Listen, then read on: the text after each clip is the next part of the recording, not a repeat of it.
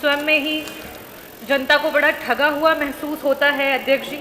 और साथ ही साथ शिक्षा की इतनी सारी बातें हुई और उसके बाद भी जब 1-2 कक्षाओं में ही सारी क्लासेस को चला रहे हैं, तो ये सरकार की तरफ से एक इस तरीके का भी प्रोजेक्शन है कि आप शिक्षा को लेके कितने जागरूक हैं। मैं आपके माध्यम से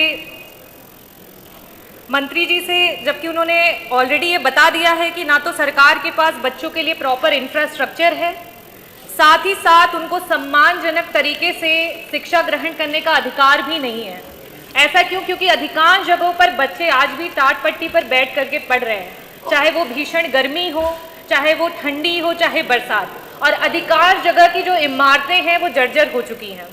मैं माननीय मंत्री जी से ये पूछना चाहूँगी, क्योंकि मुझे डेटा उपलब्ध नहीं कराया गया है, सिर्फ जी हाँ बोल करके बताया गया है कि हमारे पास कम क्लासेस हैं और उन्हीं 1-2 क्लासेस में सारी की सारी क्लासेस को चलाया जाता है। तो मैं आपसे पूछना चाहूँगी कि क्या आपके पास प्रॉपर डेटा है कि हमारे पास प्रदेश में कुल कितने स्कूल्स हैं जहाँ पे हमारे पास जो इंफ्रास्ट्रक्चर है उसकी कमी है, 1, 2 या 3 क्लासेस में ही पूरा का पूरा स्कूल है जिसको चलाया जा रहा है। साथ ही साथ मैं ये भी पूछना चाहूँगी कि कितने प्राथमिक विद्यालय हैं जिनके इमारतों की जो सिचुएशन है वो जर्जर हो चुकी है, उसका क्या डेटा आपके पास है और उसको आप कब तक ठीक करा देंगे? और जब तक आप उसे ठीक करा रहे हैं तब तक के लिए बच्चों के लिए क्या वैकल्पिक तौर पे कोई आपने सुविधा या कोई इंतजाम किया है? क्योंकि उन बच्चों का जो समय है जब तक आपकी इमारतों को बनाया जाएगा वो व्यर्थ होगा। और उसके साथ ही मैं ये भी पूछना चाहती हूँ कि आपके इंफ्रास्ट्रक्चर का क्या कोई मानक है जिस अनुसार से बेसिक जो आपके स्कूल्स हैं उनको बनाना चाहिए? तो अगर है तो उस अनुसार पे आप कब तक उत्तर प्रदेश के सारे स्कूलों को बना देंगे? माननीय मंत्री जी।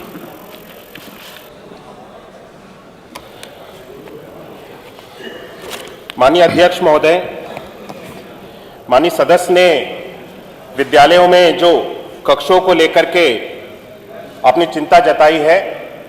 वर्तमान में प्रदेश में बेसिक शिक्षा परिषद के जितने भी विद्यालय हैं, हर एक विद्यालय में प्रदेश सरकार के द्वारा अमूलचूल परिवर्तन को लेकर के आया गया है। मिशन कायाकल्प के अंतर्गत अगर हम 2017 से पहले के विद्यालयों की स्थिति को देखें और आज की 2017 के बाद के आज के विद्यालयों की स्थिति को देखें, तो मिशन कायाकल्प के अंतर्गत 19 पैरामीटर्स पे आज हमारे परिषदीय विद्यालयों में अमूलचूल परिवर्तन हुआ है और हर एक मूलभूत सुविधा के साथ जोड़ने की व्यवस्था की गई है।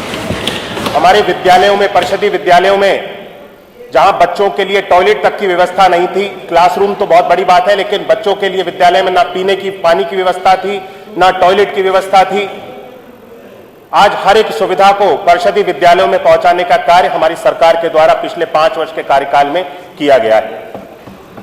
जहां तक बात है, माननीय सदस्य ने प्रश्न उठाया कि ऐसे विद्यालय हैं जहां पे जर्जर भवन है और जर्जर भवन होने के कारण इसकी प्रक्रिया पहले से ही गतिमान है। ऐसे जर्जर भवनों को चिन्हित करके उनके ध्वस्तीकरण की कार्रवाई सरकार के द्वारा की जा रही है और बच्चों के लिए जो उन विद्यालयों में जर्जर भवन थे तब तक के लिए वैकल्पिक व्यवस्था भी की गई है। बच्चों के पठन पाठन का कार्य कहीं पर भी बाधित नहीं हो रहा है। और ऐसे जितने भी अभी विद्यालय हैं प्रदेश भर में, क्योंकि कई जगहों पे ऐसा है, स्थिति है कि बच्चों की जो छात्रों की संख्या है, कई जगहों पे विद्यालयों में बात नहीं करें आपस में कुछ, क्योंकि हर एक गांव में विद्यालय की व्यवस्था बनाई गई है, तो 50 से लेकर के 60 तक बच्चे, कई इस तरह के विद्यालय हैं जहां पे 50-60 बच्चों की संख्या है।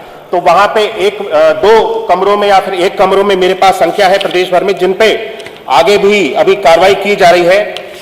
प्रदेश भर में लगभग 823 अभी ऐसे हमारे विद्यालय हैं जो हमारे एकल कक्ष में चल रहे हैं और ये 8160 हमारे ऐसे विद्यालय हैं जो 2 कक्ष में चल रहे हैं। लेकिन इन विद्यालयों में छात्रों की संख्या बहुत कम है और पठन पाठन का कार्य किसी तरह से बाधित नहीं हो रहा है। लेकिन वहां पर भी इन विद्यालयों में कक्ष की पूरे मानकों के अनुसार कक्ष को बनाया जाए, स्वच्छता वहां पे रहे, टॉयलेट रहे, पीने का पानी रहे। 19 पैरामीटर्स पे जो हमारी सरकार द्वारा कार्य किया जा रहा है, इसकी कार्रवाई गतिमान है और लगभग अधिक से अधिक 90% से भी अधिक हमारे विद्यालयों को इनके सारी 19 पैरामीटर्स पे पूरा कर लिया गया है। आने वाले समय में इन सारी चीजों को भी पूरा करके हम शिक्षा के बेहतर स्तर को प्रदान करने में अपना पूरा योगदान देंगे। डॉक्टर रागिनी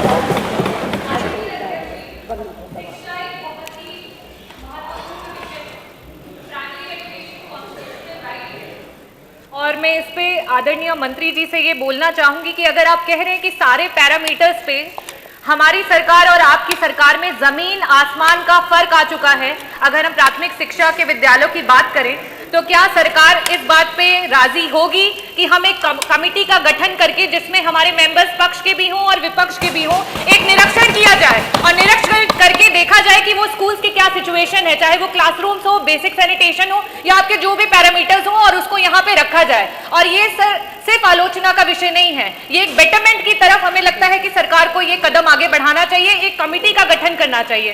मैं माननीय मंत्री जी से चाहूंगी कि ये इसका उत्तर दें।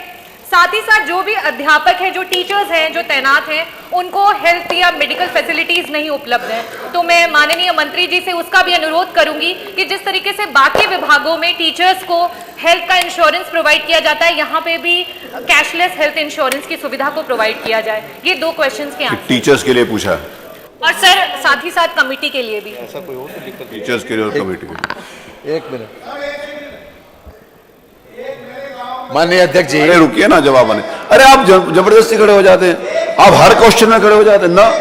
अरे ये जो जिसने प्रश्न किया, आप इतने जागरूक हैं तो प्रश्न लगाइए ना, बैठिए। आपको अनुमति, मंत्री जी खड़े हैं, मंत्री जी के खड़े होने के बाद किसी को भी खड़े होंगे। माननीय मंत्री जी ना, प्लीज आप डिस्टर्ब नहीं करिए मेरे को आप डिस्टर्ब नहीं करिए, मेरा निवेदन है। माननीय अध्यक्ष जी, माननीय बेसिक शिक्षा मंत्री ने यह कहा कि पहले के मुकाबले में बहुत बेहतर सुधार हुआ है माननीय, लेकिन हमने ये नहीं कहा कि सब कुछ ठीक हो गया।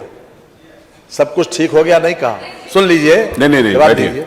दूसरी बात यह है कि अगर ये लोगों को इस बात का एहसास भी है, ऐसा नहीं है कि जो आप कह रही हैं माननीय सदस्य, पहले के मुकाबले में मान्यवर हमने 1,34,000 स्कूलों से ज्यादा कायाकल्प कार्यक्रम के अंतर्गत उनको जबरदस्त सुधार किया है माननीय।